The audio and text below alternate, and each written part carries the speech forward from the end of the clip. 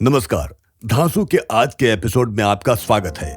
आज हम बताने जा रहे हैं आपको एक ऐसे इंसान की कहानी जिन्होंने जीरो से हीरो बनने का सपना पूरा किया। जी हां, हम बात कर रहे हैं रतन टाटा की। दोस्तों, एक समय ऐसा हुआ करता था जब पूरी दुनिया भारत को केवल फार्मिंग और सांपों का देश कहती थी। लेकिन दोस्तों, आज के समय में भारत ने पूरे देश को बिल्कुल गलत साबित करते हुए हर एक सेक्टर में ग्रोथ करके दिखाया है और पूरी दुनिया भर में विश्व गुरु बन के साबित किया है। भारत को विश्व गुरु बनाने के लिए एक कंपनी का सबसे बड़ा योगदान है जिसका नाम है टाटा ग्रुप्स।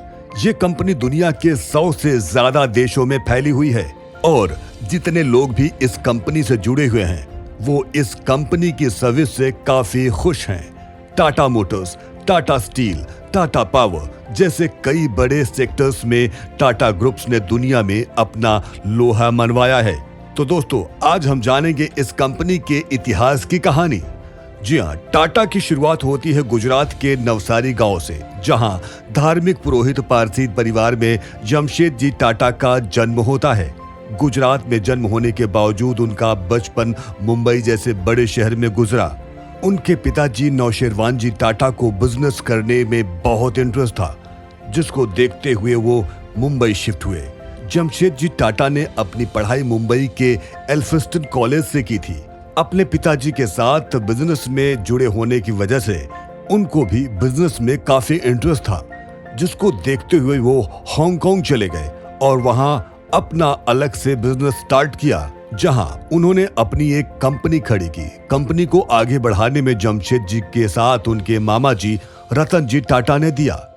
इसके बाद उन्होंने भारत में कंपनीज खोलने का सोचा और यहां आके उन्होंने टेक्सटाइल कंपनी को खुलवाया।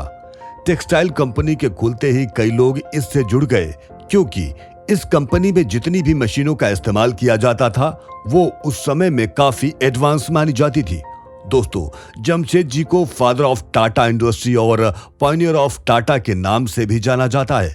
बिजनेस के साथ साथ जमशेद जी ने पारसी जिम खाना, एल्फिंस्टन क्लब खुलवाया, जिसके साथ उन्होंने हॉस्पिटल भी खुलवाया जो कि पंचगनी में स्थित है। जमशेद जी के 4 सपने थे। उन्होंने अपनी इंडस्ट्री में स्टील, हाइड्रो इलेक्ट्रिक, होटल और इंस्टीट्यूट को शामिल करना था।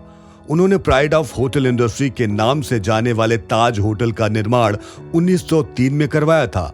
ताज होटल को बनाने की लागत कुल 25 लाख लगी थी। ताज को बनाने के कुछ समय बाद ही जमशेद जी का 1904 में निधन हो गया। जमशेद जी के निधन के बाद टाटा इंडस्ट्री के कई प्रोडक्ट ठप पड़ गए, लेकिन इसके बाद जमशेद जी के बड़े बेटे दोराबजी टाटा ने टाटा इंडस्ट्री की कमान अपने हाथों में ली। उन्होंने मानो टाटा इंडस्ट्री में एक रिवॉल्यूशन लाया। उन्होंने अपने पिता के सपनों को पूरा किया। उन्होंने Tata steel industry steel company 1907 में खड़ी की। इसके साथ साथ उन्होंने हाइड्रो इलेक्ट्रिक प्रोजेक्ट यानी टाटा पावर को 1910 में अपनी इंडस्ट्री में शामिल किया। दोराबजी ने 1911 में IISc यानी कि इंडियन इंस्टीट्यूट ऑफ साइंस को खुलवाया, जिसके खुलने के बाद ही दोराबजी ने ये इंस्टीट्यूट गवर्नमेंट को थमा दिया।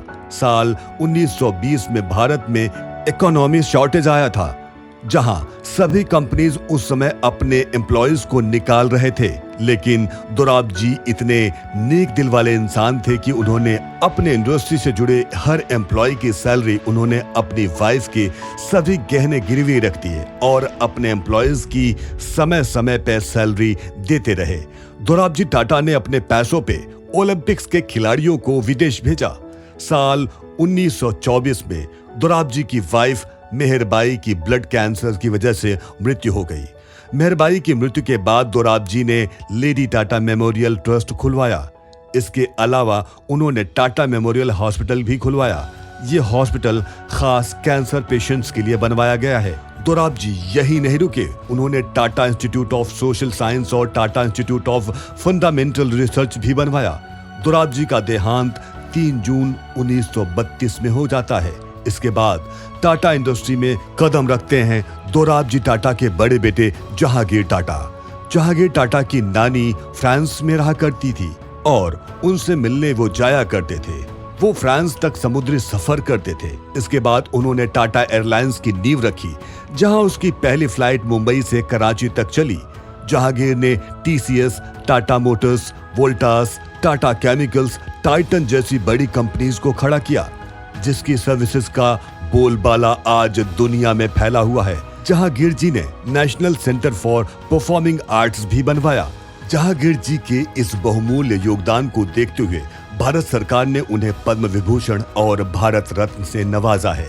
आज के समय में टाटा इंडस्ट्री के मालिक रतन टाटा हैं, जिनका पूरा नाम रतन नवल टाटा है। इनका नाम सिर्फ भारत में ही नहीं बल्कि पूरी दुनिया में फेमस है। रतन टाटा ने भारत के ग्रामीण विकास के लिए बहुत ज्यादा ग्रोथ करवाई है। दोस्तों, हर मिडिल क्लास का सपना होता है कि उसके पास एक गाड़ी हो, और उन्हीं के सपनों को पूरा करते हुए रतन टाटा ने दुनिया की सबसे सस्ती कार यानी नैनो लॉन्च की। इलेक्ट्रिक रिवॉल्यूशन को देखते हुए रतन टाटा जी ने टिगोर ईवी को भी बनवाया। साल 2000 में रतन टाटा को पद्म भूषण और 2008 में पद्म विभूषण मिला। तो दोस्तों, ये थी टाटा परिवार की पूरी कहानी। उम्मीद करता हूं आपको ये वीडियो पसंद आई होगी। अगर वीडियो पसंद आया हो तो लाइक और सब्सक्राइब जरूर करें। धांसू से जुड़े रहने के लिए धन्यवाद।